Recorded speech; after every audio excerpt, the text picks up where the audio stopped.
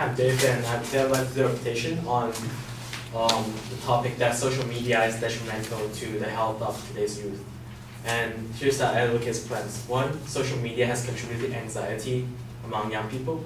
2, social media has contributed to depression in young people. And 3, social media has contributed to body negativity among young people. And first, the advocate talk about social media has contributed to anxiety in young people. And mainly, she used 2 pieces of evidences to support her claim.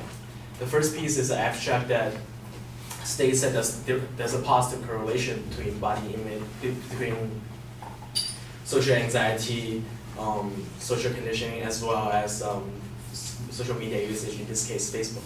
And the second piece is a study paper that was done in the University of Michigan and states that there's a negative correlation between Facebook usage and the general mood and negativity and anxiety in people through queries. And I would like to point out that the research paper has its flaws. First of all, it's a very small sample size. It's only 85 people, and 3 people opt out the research at the middle stage because it was too much of a problematic process.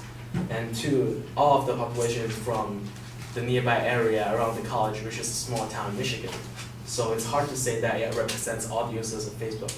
The paper is done in 2013, and at the time, there's 1.19 billion users of Facebook, which spread among Asia, USA, and Europe. And a small town in Michigan is hard to represent that population as a whole. And the research method was generated by sending a text message every 168 minutes to each participant. I think that's somewhat of annoyance, and that would in itself create problem in the mood of the participants. So first of all, I prove that piece of evidence is hard to say that Facebook users in general would create anxiety due to the usage of Facebook. And secondly, she draw those 2 pieces of evidence and say that the usage of Facebook creates negativity, anxiety, and social problems among people. But I think the anxiety does not happen necessarily because of Facebook. Anxiety and social assurance problem has long existed before social media ever existed.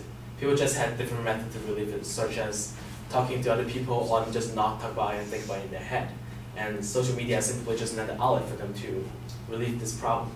And on the other hand, I would like to claim that social media, if anything, helps to relieve social anxiety and social assurance problems. Through research, through reports on cyberbullying.org, we can find evidences that people, instead of going to suicide or any negative physical emotions, they tend to rent out in Facebook, which is less harmful in comparison to those behaviors. And the second point I would like to talk to is that social media has contributed to depression in young people.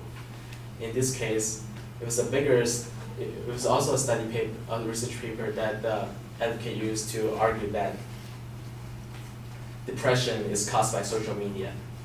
And in this case, this research paper has a decent sample size. However, the study is a little bit more flawed compared to the last one.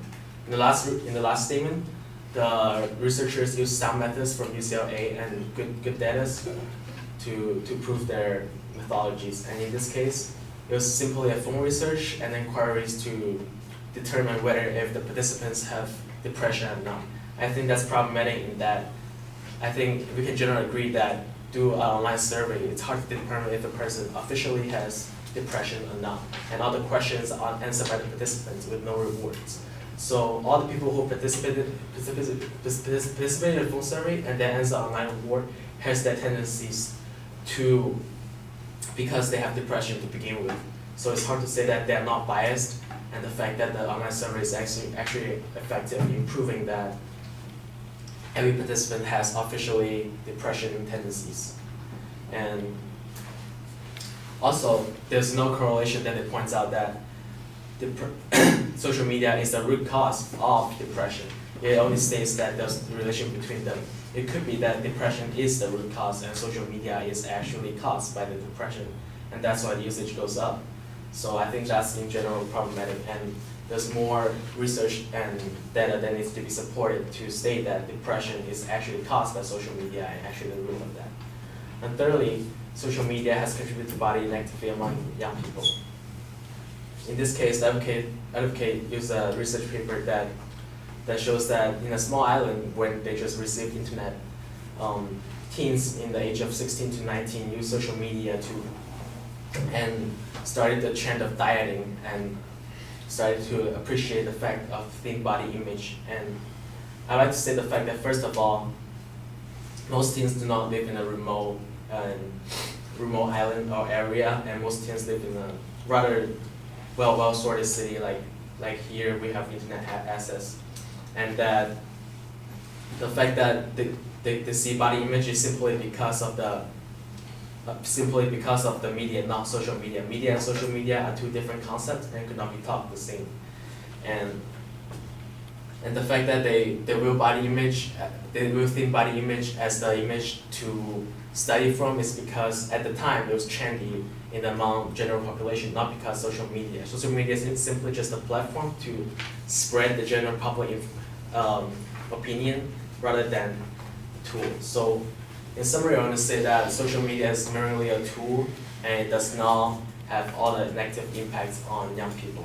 Thank you.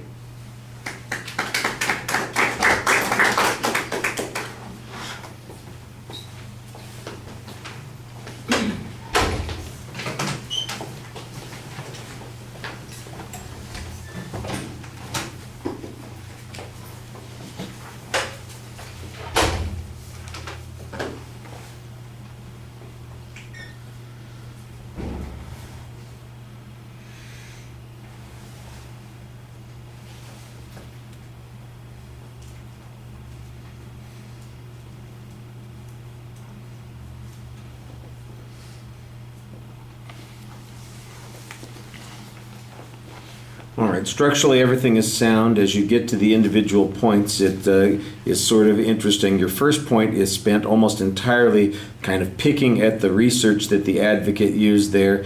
And I think there are some legitimate criticisms that are being made, but I don't know that they undermine the entirety of the argument that you're talking about. And as much time as you spend on it, you don't really have much in the way of specifics in criticizing the research, just the one comparative data, here's the size of the study versus the number of billions of users that there are there.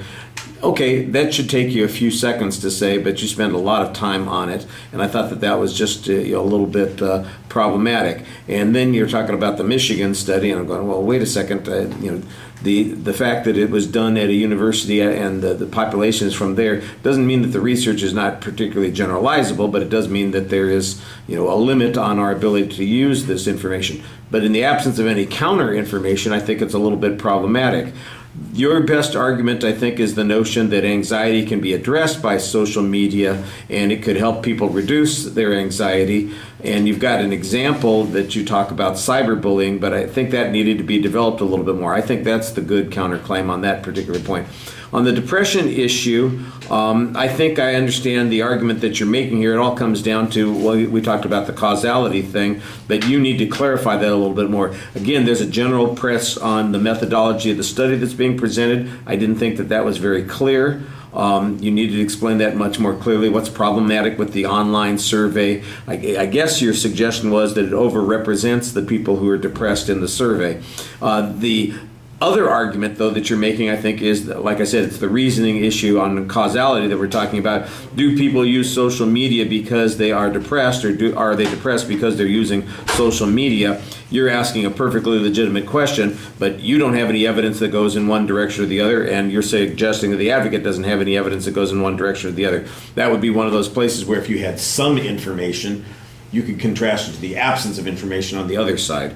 And then the challenge on the body image argument simply suggests that there are other places that people are likely to be influenced by body images and not necessarily social media. I don't remember exactly what the advocate's evidence said on that, but it would be hard to find lots of information that says, look, people have been making this argument about the influence of body image for years and years and years that had nothing to do with social media, but everything to do with television and magazines and those sorts of things. And another potential direction in there, isn't there an argument to be made that says maybe we ought to be a little bit concerned about our body image? I thought we were freaking out because the whole population is turning obese. Maybe we ought to be looking at healthy models and that sort of thing. So there's a potential argument there. All right, thank you.